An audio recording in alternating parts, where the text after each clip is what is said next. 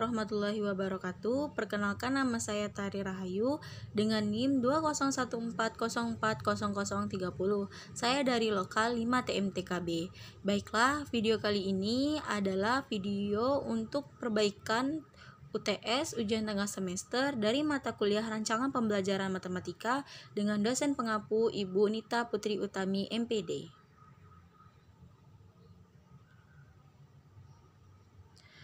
Baiklah, materi yang akan kita bahas di sini itu ada 6. Yang pertama yaitu tentang kalender akademik rincian minggu efektif, yang kedua yaitu program tahunan, yang ketiga program semester, yang keempat kriteria ketuntasan minimal, yang kelima analisis KI dan KD, dan yang terakhir yaitu tentang silabus. Baiklah, kita langsung masuk saja ke materi kita yang pertama, yaitu kalender akademik dan rincian minggu efektif. Kalender akademik pada dasarnya adalah pengaturan waktu untuk kegiatan pembelajaran peserta didik selama 1 tahun ajaran yang mencakup permulaan tahun pelajaran, minggu efektif belajar, waktu pembelajaran efektif, dan hari libur.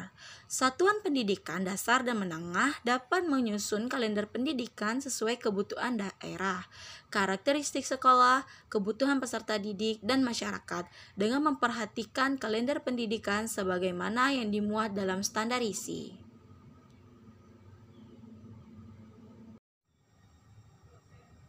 Baiklah, selanjutnya yaitu kita akan membahas tentang komponen dalam kalender akademik. Nah, ada 4 komponen dalam kalender akademik ini. Yang pertama yaitu permulaan waktu pelajaran. Permulaan waktu pelajaran di setiap satuan pendidikan dimulai pada setiap awal tahun pelajaran. Yang kedua yaitu pengaturan waktu pelajaran. Nah, dalam pengaturan waktu pelajaran itu dibagi menjadi 2. Yang pertama yaitu minggu efektif belajar adalah jumlah minggu kegiatan pembelajaran di luar waktu libur untuk setiap tahun pelajaran pada setiap satuan pendidikan. Yang kedua, waktu pembelajaran efektif adalah jumlah jam pembelajaran setiap minggu yang meliputi jumlah jam pembelajaran untuk seluruh mata pelajaran termasuk muatan lokal, kurikulum tingkat daerah, ditambah jumlah jam untuk kegiatan lain yang dianggap penting oleh satuan pendidikan. Yang ketiga yaitu pengaturan waktu libur. Penetapan waktu libur dilakukan dengan mengacu pada ketentuan yang berlaku tentang hari libur baik nasional maupun daerah. Waktu libur dapat berbentuk jeda tengah semester, jeda antar semester, libur akhir tahun pelajaran, hari libur keagamaan, hari libur umum termasuk hari-hari besar nasional, dan hari libur khusus. Dan yang keempat yaitu kalender pendidikan memiliki masa berlaku maksimal 1 tahun sehingga harus selalu diganti dalam setiap tahun. Di Indonesia, kalender pendidikan bagi sekolah-sekolah ini diatur secara nasional dengan surat keputusan Menteri Pendidikan dan Kebudayaan. Secara garis besar, pedoman itu menyebutkan bahwa kalender pendidikan ini mengatur semua kegiatan sekolah yang meliputi penerimaan siswa dan persiapan tahun ajar. Yang kedua, hari pertama di sekolah, kegiatan mengajar belajar, persiapan mengajar, penyajian pelajaran, evaluasi belajar, kenaikan kelas, tamat belajar, bimbingan siswa, upacara sekolah, kegiatan dalam libur sekolah, dan yang terakhir kegiatan ekstrakurikuler.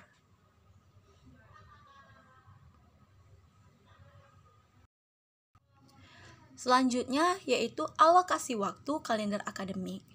Nah, ada 8 alokasi waktu dalam kalender pendidikan atau dalam kalender akademik.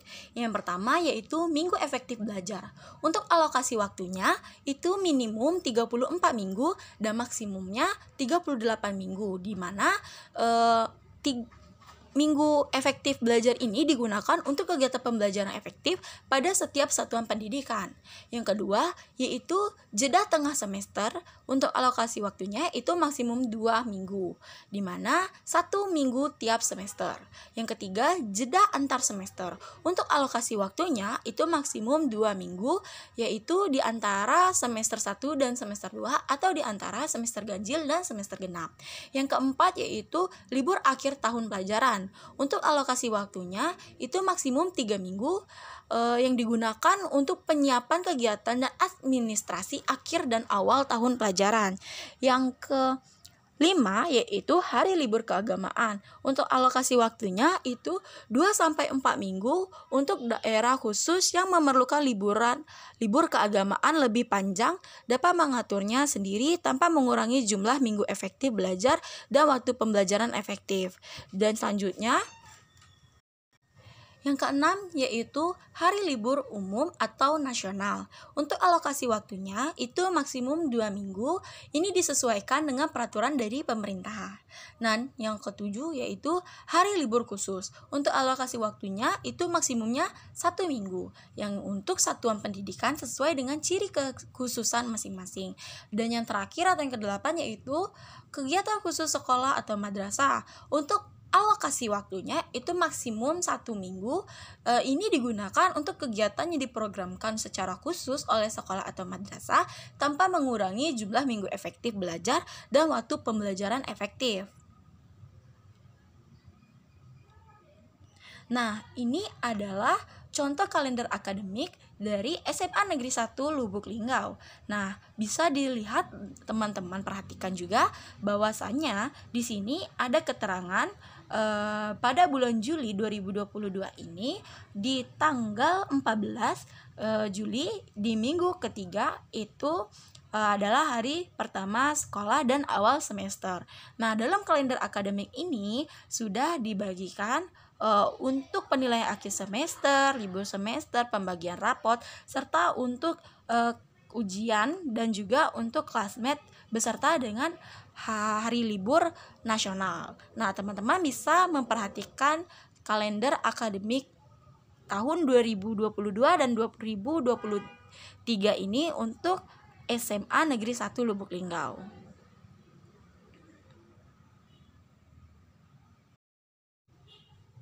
Selanjutnya yaitu rincian minggu efektif. Minggu efektif adalah perhitungan hari dan minggu efektif yang digunakan untuk mengatur kegiatan pembelajaran di sekolah. Nah, rincian minggu efektif itu adalah hitungan hari-hari efektif yang ada pada tahun pelajaran yang saat berlangsung. Tujuan menghitung minggu efektif ini adalah kita bisa menyusun dan merencanakan program pembelajaran kita sebagai guru di dalam kelas selama 1 tahun pembelajaran. Dengan demikian, tujuan pembelajaran pada tiap-tiap pelaksanaan pembelajaran akan dapat tercapai. Nah, fungsi minggu efektif ini itu untuk mengatur waktu dan kegiatan pembelajaran di sekolah mulai dari awal tahun pelajaran yang kita ketahui, dimulai dari bulan Juli sampai akhir tahun pembelajaran itu di bulan Juni. Nah, adapun komponen-komponen dalam menyusun rincian minggu efektif itu yang pertama yaitu identitas mata pelajaran. Identitas mata pelajaran ini meliputi satuan pendidikan, mata pelajaran, kelas atau program, semester, dan juga tahun pelajaran. Yang kedua yaitu perhitungan alokasi waktu. Di dalam melakukan perhitungan alokasi waktu ini, itu juga ada beberapa hal yang harus diperhatikan. Yang pertama, jumlah bulan dalam tiap semester.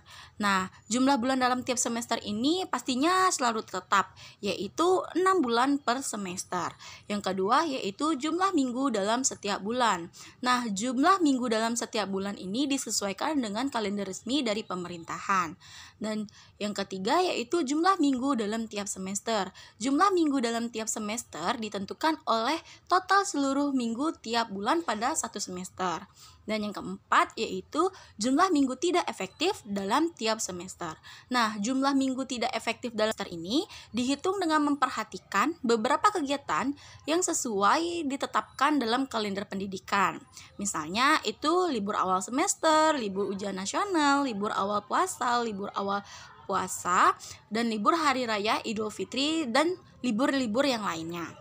Yang kelima yaitu jumlah minggu efektif dalam tiap semester. Nah, jumlah minggu efektif dalam tiap semester ini dihitung berdasarkan rumus. Rumusnya yaitu jumlah minggu efektif sama dengan jumlah minggu per semester dikurang jumlah minggu tidak efektif.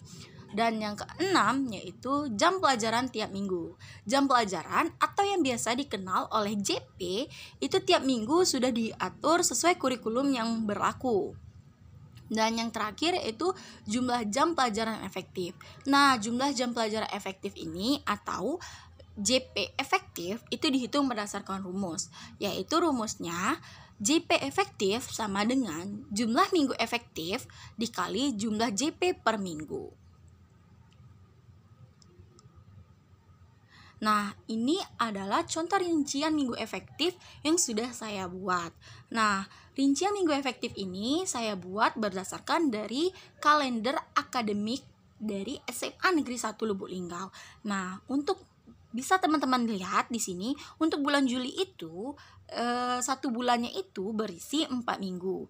Dan setelah saya lihat bahwasanya minggu efektif dalam bulan Juli itu hanya 3 minggu saja, dan tidak efektifnya itu 1 minggu. Berarti ini bisa kita cari menggunakan rumus tadi, yaitu jumlah minggu efektifnya sama dengan jumlah minggu pada bulan itu dikurang dengan jumlah minggu tidak efektif.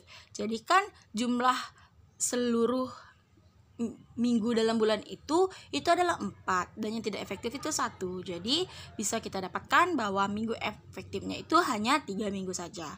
Begitu seterusnya sampai 1 tahun pelajaran untuk perhitungan minggu efektifnya ini.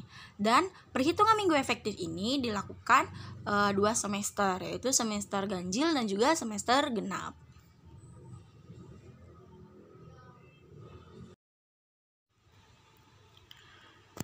Selanjutnya materi kedua yaitu program tahunan. Program tahunan merupakan program umum setiap mata pelajaran untuk setiap kelas, berisi tentang garis-garis besar yang hendak dicapai dalam 1 tahun dan dikembangkan oleh guru mata pelajaran yang bersangkutan. Nah, program ini itu perlu dipersiapkan dan dikembangkan oleh setiap guru sebelum tahun pelajaran dimulai karena merupakan pedoman bagi pengembangan program-program berikutnya, yakni baik program semester, mingguan, dan harian, serta pembuatan silabus dan sistem penilaian komponen-komponen program tahunan yang meliputi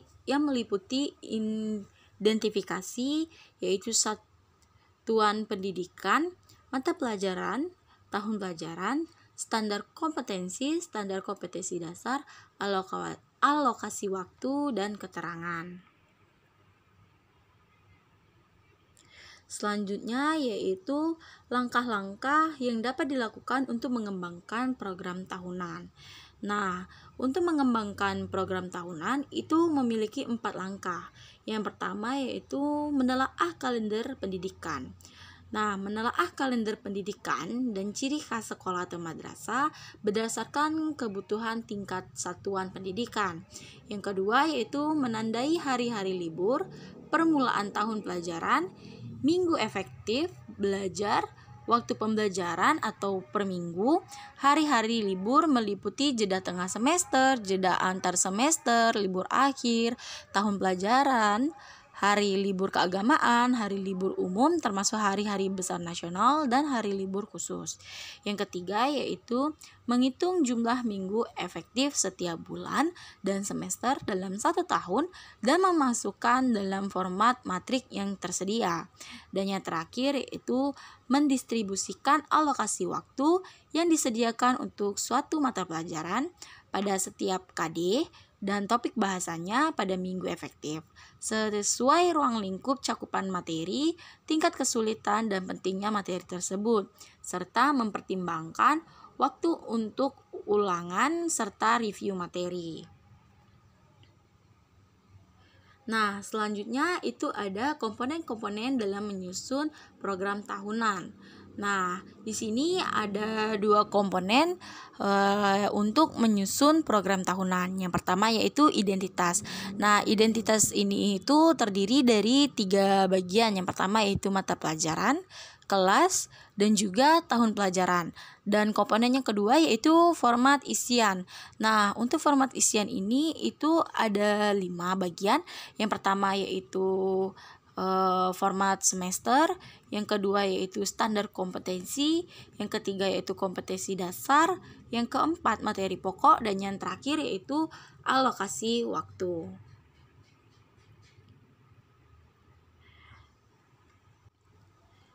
Nah, dalam perencanaan program tahunan itu ada beberapa hal yang harus diperhatikan. Yang pertama yaitu kurikulum.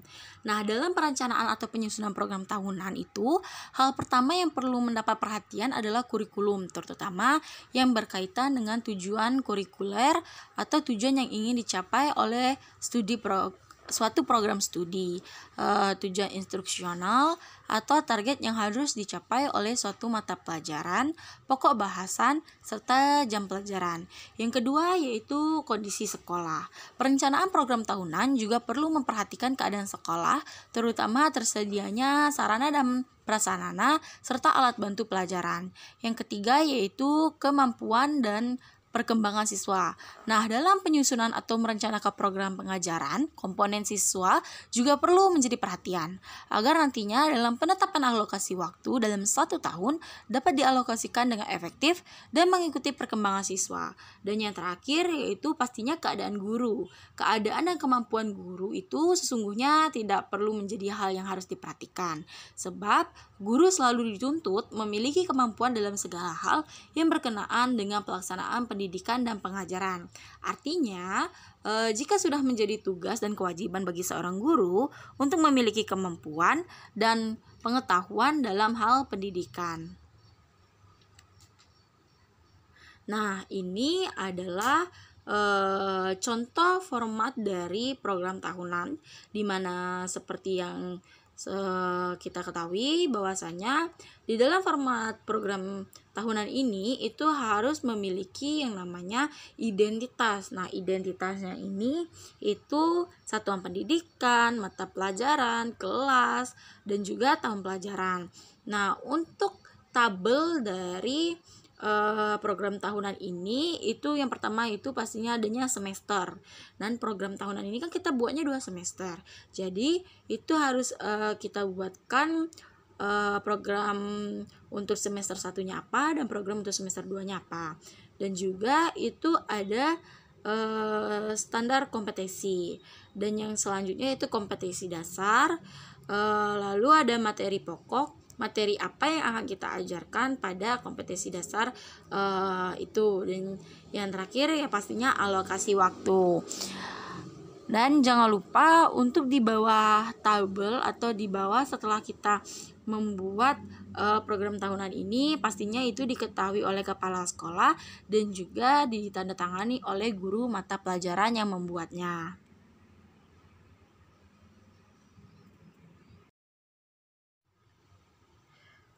Baiklah, kita masuk ke materi yang ketiga, yaitu program semester. Nah, program semester ini itu adalah program yang berisikan garis-garis besar mengenai hal-hal yang hendak dilaksanakan dan dicapai dalam 1 semester. Program semester ini merupakan penjabaran dari program tahunan. Jadi, untuk membuat program semester ini, kita harus membuat dulu terlebih dahulu itu program tahunan. Nah, jadi dapat kita simpulkan bahwasanya program semester ini sebagai program pendidikan yang berisikan hal yang ingin dilakukan atau dicapai dalam 1 semester. Atau dengan kata lain, program semester ini ialah rancangan yang dibuat agar bisa dilaksanakan pada pembelajaran yang dilakukan dalam 1 semester. Nah, dalam menyusun program semester itu ada 2 komponen. Yang pertama yaitu identitas. Nah, identitas ini itu berisikan 5 bagian. Yang pertama yaitu satuan pendidikan, pastinya dia SMP atau SMA. Yang kedua yaitu mata pelajaran. Yang ketiga kelas. Yang keempat semester, dan yang kelima yaitu tahun pelajaran. Dan komponen yang kedua yaitu format isian. Nah, format isian ini itu mencakup 4 bagian. Yang pertama materi, yang kedua submateri, yang ketiga alokasi waktu, dan yang terakhir yaitu bulan yang terinci per minggunya. Nah, di sini ada langkah-langkah dalam penyusunan program semester. Nah, untuk penyusunan program semester ini itu ada 4 langkah. Yang pertama yaitu memasukkan KD. Nah, memasukkan KD, topik dan subtopik bahasan dalam format program semester. Yang kedua yaitu menentukan jumlah jam. Nah, menentukan jumlah jam pada setiap kolom minggu dan jumlah tatap muka per minggu untuk mata pelajaran.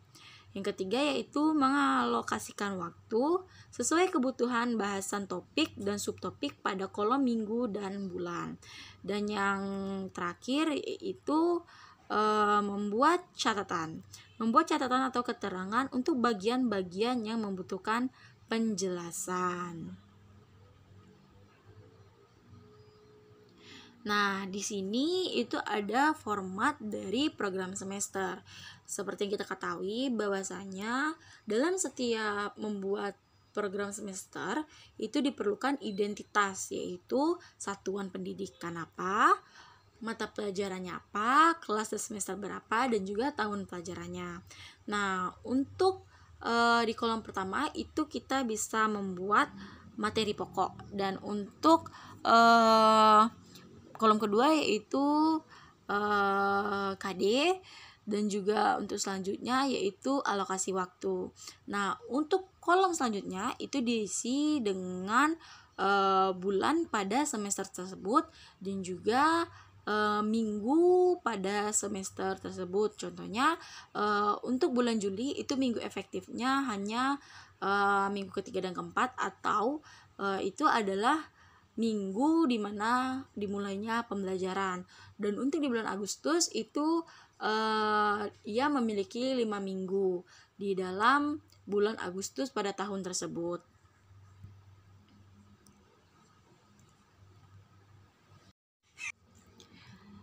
Baiklah, materi yang selanjutnya yaitu materi keempat, yaitu tentang kriteria ketuntasan minimal. Nah, istilah kriteria itu dalam penilaian sering juga disebut dengan tolak ukur atau standar. Kriteria, tolak ukur, standar itu adalah sesuatu yang digunakan sebagai patokan atau batas minimal untuk sesuatu yang diukur. Kriteria ketuntasan minimal ini adalah prinsip penilaian yang menggunakan kriteria tertentu dalam menentukan kelulusan peserta didik. Nah, kriteria yang digunakan adalah nilai yang paling rendah untuk menyatakan peserta didik mencapai ketuntasan. Kriteria ketuntasan minimal biasanya menggunakan 10 jenjang penilaian, yaitu 1 sampai 10 atau dari 1 sampai 100. Kriteria ketuntasan minimal menjadi acuan bersama pendidik, peserta didik, dan orang tua peserta didik. Oleh karena itu, pihak-pihak yang berkepentingan terhadap penilaian di sekolah berhak untuk mengetahuinya. Satuan pendidikan perlu melakukan sosialisasi agar informasi dapat diakses dengan mudah oleh peserta didik atau orang tuanya. Kriteria ketuntasan minimal harus dicantumkan dalam laporan hasil belajar sebagai acuan dalam menyikapi hasil belajar peserta didik.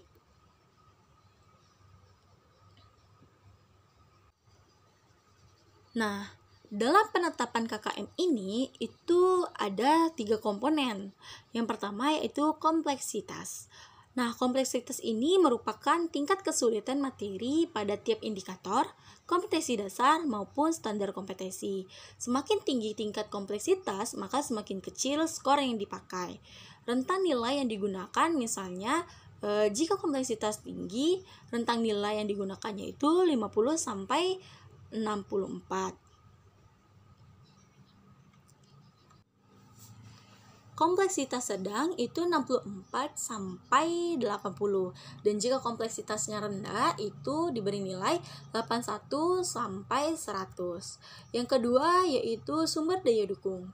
Nah, sumber daya dukung ini adalah sumber daya yang dapat mendukung tercapainya kompetensi, meliputi sumber daya alam ataupun sarana dan prasarana, sumber daya manusia yang meliputi kepala sekolah, guru, dan tenaga kependidikan lainnya, sumber keuangan baik dari pemerintah maupun komite sekolah atau madrasah, manajemen sekolah atau madrasah, maupun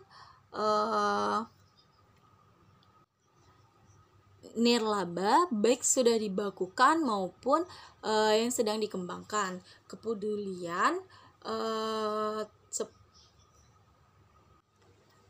Pada aspek daya dukung, rentang nilai yang digunakan sangat fleksibel sesuai dengan kondisi sekolah. Nah, jika daya dukung tinggi, maka rentang nilai yang digunakan itu pun tinggi.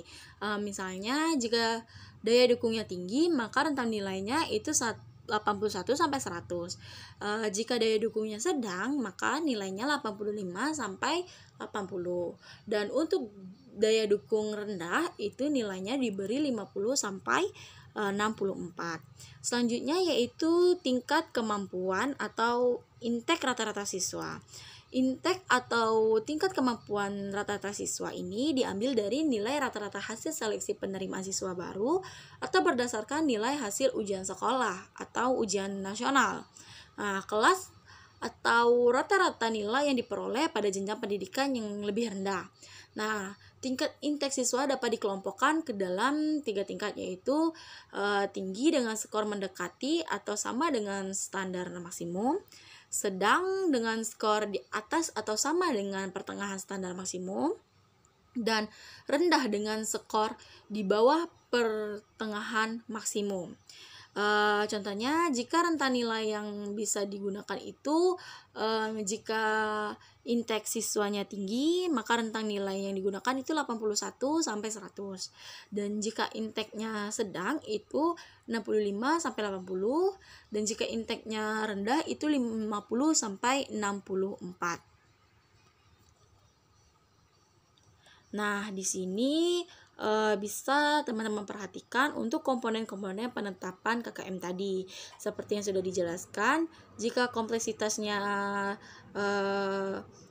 sulit, maka nilainya pun rendah gitu kan. Jika daya dukungnya tinggi, maka nilainya pun tinggi gitu. Bisa teman-teman perhatikan untuk nilai dari kriteria skala penilaian kompleksitas, daya dukung, dan intek. Selanjutnya yaitu faktor-faktor yang perlu diperhatikan dalam penetapan KKM. Nah, di sini itu ada 4 faktor. Yang pertama yaitu guru atau kelompok guru menetapkan KKM mata pelajaran dengan mempertimbangkan 3 aspek kriteria, yaitu yang tadi sudah saya jelaskan, kompleksitas, daya dukung, dan intek. Nah, hasil penetapan KKM indikator berlanjut pada KD, SK, hingga KKM mata pelajaran. Selanjutnya, hasil penetapan KKM oleh guru atau kelompok guru mata pelajaran disahkan oleh kepala sekolah untuk dijadikan patokan guru dalam melakukan penilaian. Nah, KKM yang ditetapkan disosialisasikan kepada pihak-pihak yang berkepentingan, yaitu peserta didik, orang tua, dan juga dinas pendidikan.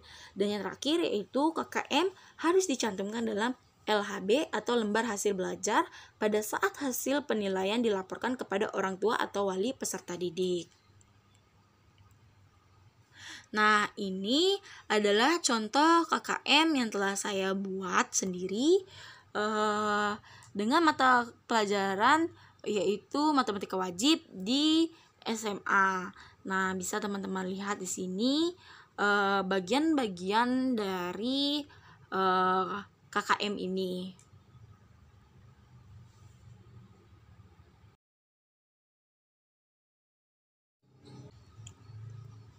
Baiklah, kita masuk ke pembahasan kita yang kelima, yaitu tentang analisis KI dan KD. Analisis KI KD ini merupakan kegiatan mengurai keterkaitan KI KD atas berbagai bagiannya. Menelaah bagian itu sendiri serta hubungan antar bagian untuk memperoleh berbagai informasi pedagogis yang berguna untuk membuat perencanaan pembelajaran yang benar. Analisis KI KD menjabarkan komponen kompetensi inti dan kompetensi dasar, baik KD pengetahuan maupun KD keterampilan. Selain aktivitas menjabarkan menjadi bagian-bagiannya lebih kecil, analisis KI/KD juga menjabarkan hubungan dan keterkaitan antar komponen yang dianalisis tersebut. Adapun komponen-komponen dalam penyusunan analisis KIKD ini. Yang pertama yaitu identitas mata pelajaran. Identitas mata pelajaran ini seperti yang sudah saya jelaskan tadi, itu meliputi satuan pendidikan, mata pelajaran, kelas atau program, semester, dan juga tahun pelajaran. Yang kedua yaitu standar kompetensi lulus. Nah, standar kompetensi lulus atau SKL itu adalah kriteria mengenai kualifikasi kemampuan lulus yang mencakup sikap, pengetahuan, dan keterampilan. Yang ketiga yaitu kompetensi inti. Nah, kompetensi inti itu merupakan gambaran secara kategorial mengenai kompetensi dalam aspek sikap, pengetahuan, dan keterampilan yang harus dipelajari peserta didik untuk suatu jenjang sekolah, kelas, dan mata pelajaran. Yang keempat yaitu kompetensi dasar. Kompetensi dasar merupakan kompetensi setiap mata pelajaran untuk setiap kelas yang diturunkan dari kompetensi inti tadi.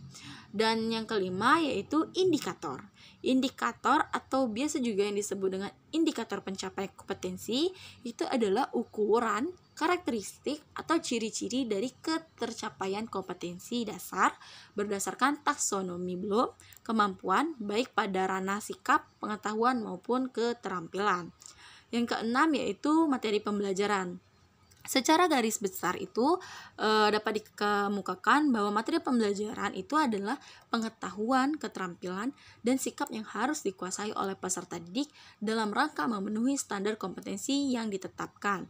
Yang ketujuh yaitu kegiatan pembelajaran. Kegiatan pembelajaran adalah suatu proses yang mengandung serangkaian kegiatan guru dan siswa atas dasar hubungan timbal balik yang berlangsung dalam situasi edukatif untuk mencapai tujuan pembelajaran. Dan yang terakhir yaitu rencana penilaian.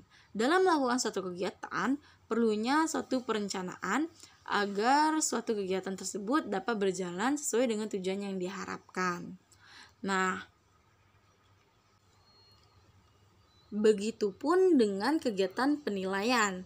Pembelajaran yang menyangkut hasil belajar dari peserta didik itu perlu diadakannya perencanaan sebelum melakukan suatu penilaian dari hasil belajarnya agar ujung pembelajaran dapat berjalan dan tercapai sesuai yang diharapkan. Nah, ini adalah langkah-langkah yang dapat digunakan dalam melakukan analisis KIKD. Nah, yang pertama yaitu membaca substansi standar kompetensi lulus SKL itu pada tahun 2013. Yang kedua yaitu baca dan mengkomparasikan dengan SKL tahun 2006 di Permendikmas tahun 2006. Yang ketiga yaitu membaca SKL dan KI mata pelajaran. Yang keempat, menyusun kompetensi dasar yang mengacu pada SKL dan KI.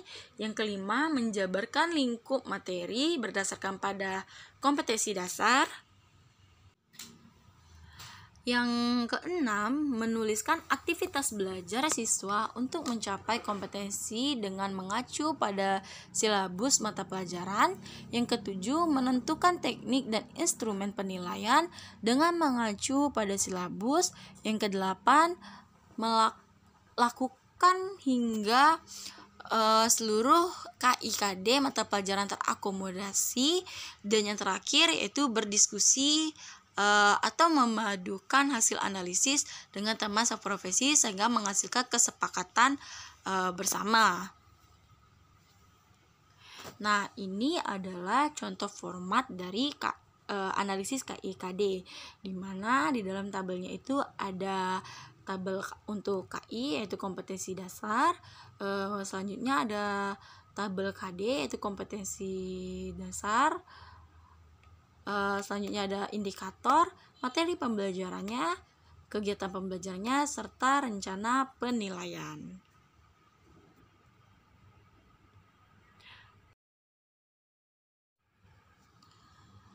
Nah, selanjutnya kita masuk ke dalam materi kita yang terakhir atau materi kita yang keenam yaitu tentang silabus. Nah, silabus ini sebagai salah satu perangkat pembelajaran yang wajib dimiliki oleh guru. Silabus ini juga wajib digunakan sebagai sarana untuk memudahkan pembelajaran mencapai tujuan yang diharapkan. Jadi secara otomatis setiap guru ini kemudian akan menjadikan silabus ini sebagai pedoman penyusunan rencana kegiatan pembelajaran pada setiap mata pelajaran. Nah, silabus juga merupakan acuan dalam penyusunan rencana pembelajaran, pengelolaan kegiatan pembelajaran, dan pengembangan penilaian hasil belajarnya. Jadi, silabus ini adalah suatu perangkat rencana dan pengaturan pelaksana pembelajaran serta penilaian disusun secara sistematis dan memuat komponen-komponen yang saling berkaitan untuk kemudian mencapai penguasaan kompetensi dasar. Selanjutnya itu ada komponen-komponen dalam menyusun silabus. Yang pertama yaitu identitas mata pelajaran. Itu memuat informasi mengenai mata pelajaran apa yang akan diajarkan pada satuan kelas dan pendidikan. Yang kedua yaitu identitas sekolah. Identitas sekolah yang memuat nama satuan kelas atau pendidikan. Yang ketiga yaitu kompetisi inti. Kompetisi inti ini itu adalah gambaran mengenai kompetensi dalam aspek pengetahuan, sikap, dan keterampilan yang harus dipelajari oleh para peserta didik pada jenjang sekolah, kelas, serta mata pelajaran. Dan selanjutnya yaitu kompetensi dasar. Kompetensi dasar ini itu merupakan kemampuan spesifik yang mencakup pengetahuan, sikap, serta keterampilan terkait mata pelajaran dan muatan. Kompetensi dasar ini juga merupakan kemampuan dalam mencapai berbagai kompetensi inti yang harus diperoleh oleh peserta didik dalam melalui berbagai pembelajaran. Dan yang kelima yaitu indikator pencapaian kompetensi. Nah, indikator pencapaian kompetensi ini itu merupakan suatu perilaku yang dapat diukur atau diamati untuk kemudian menunjukkan ketercapaian kompetensi dasar tertentu yang menjadi acuan penilaian mata pelajaran. Yang keenam yaitu materi pokok pastinya. Materi pokok ini memuat fakta, konsep, prinsip, serta berbagai prosedur yang relevan dan ditulis dalam butir-butir yang sesuai dengan berbagai rumusan indikator pencapaian kompetensi.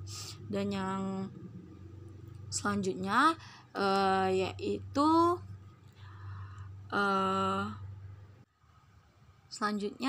nilai karakter. Nah, nilai karakter ini itu bisa dilihat oleh seorang guru dari karakter peserta didik selama di dalam pelajaran atau selama di dalam kelas. Selanjutnya yaitu kegiatan pembelajaran. Nah, kegiatan pembelajaran dalam suatu mengembangkan silabus kurikulum kemudian dapat dilakukan melalui suatu pendekatan saintifik. Dan yang kesembilan yaitu alokasi waktu yang sesuai dengan jumlah jam pelajaran dalam suatu struktur kurikulum untuk 1 tahun atau 1 semester. Dan yang terakhir yaitu sumber belajar. Sumber belajar yang dapat berupa buku, media cetak atau media elektronik, alam sekitar, serta berbagai sumber belajar lainnya yang relevan. Nah, selanjutnya itu ada faktor-faktor yang perlu diperhatikan dalam analisis menyusun silabus. Nah, yang pertama yaitu relevansi. Nah, relevansi ini itu mengandung arti bahwa cakupan, kedalaman, tingkat kesulitan, serta urutan penyajian materi dan kompetensi dasar dalam silabus sesuai dengan karakteristik peserta didik, baik kemampuan spiritual, intelektual, sosial, emosional, maupun perkembangan fisik. Yang kedua yaitu fleksibilitas. Fleksibilitas ini mengandung makna bahwa pelaksanaan program, peserta didik, dan lulusan memiliki ruang gerak dan kebebasan dalam bertindak. Yang ketiga yaitu kontinuitas. Kontinuitas itu mengandung arti bahwa setiap program pembelajaran yang dikemas dalam silabus memiliki keterkaitan satu sama lain dalam membentuk kompetensi dan kepribadian peserta didik. Yang keempat yaitu efektivitas. Efektivitas dalam pengembangan silabus berkaitan dengan terlaksananya dalam pembelajaran dan tingkat pembentukan kompetensinya sesuai dengan standar kompetensi dasar. Dan yang kelima yaitu efisiensi. Efisiensi dalam pengembangan silabus berkaitan dengan upaya untuk menghemat penggunaan dana, daya, dan waktu tanpa mengurangi hasil atau kompetensi dasar yang telah ditetapkan. Yang keenam yaitu konsisten. Konsisten mengandung arti bahwa antara standar kompetensi, inti kompetensi dasar, indikator, materi pokok, pengalaman belajar, sumber belajar, dan sistem penilaian memiliki hubungan yang konsisten dalam membentuk kompetensi peserta didik. Yang kedelapan, yang ketujuh yaitu memadai. Memadai dalam pengembangan silabus mengandung arti bahwa ruang lingkup indikator, materi standar, pengalaman belajar, sumber belajar, dan sistem penilaian yang dilaksanakan dapat mencapai kompetensi dasar yang telah ditetapkan. Dan yang terakhir yaitu menyeluruh. Komponen silabus mencakup keseluruhan ranah kompetensi yaitu kognitif, afektif, dan psikomotorik. Nah, ini adalah contoh format dari silabus, di mana seperti sebelumnya itu harus memiliki identitas yang terdiri dari satuan pendidikan, mata pelajaran, kelas atau semester, alokasi waktu per semester, serta tahun pelajaran.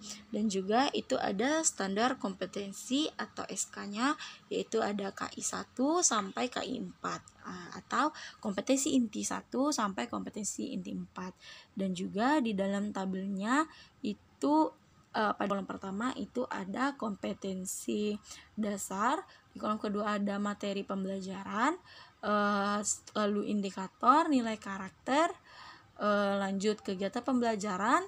Selanjutnya di tabel selanjutnya itu ada alokasi waktu, di tabel selanjutnya itu ada sumber belajar, dan juga di tabel selanjutnya itu ada penilaian. Sekian penjelasan dari saya. Mohon maaf apabila ada salah kata. Semoga teman-teman dapat paham dan mengerti dari penjelasan saya, dan semoga yang saya jelaskan ini bermanfaat untuk teman-teman ke depannya. Saya akhiri. Wassalamualaikum warahmatullahi wabarakatuh.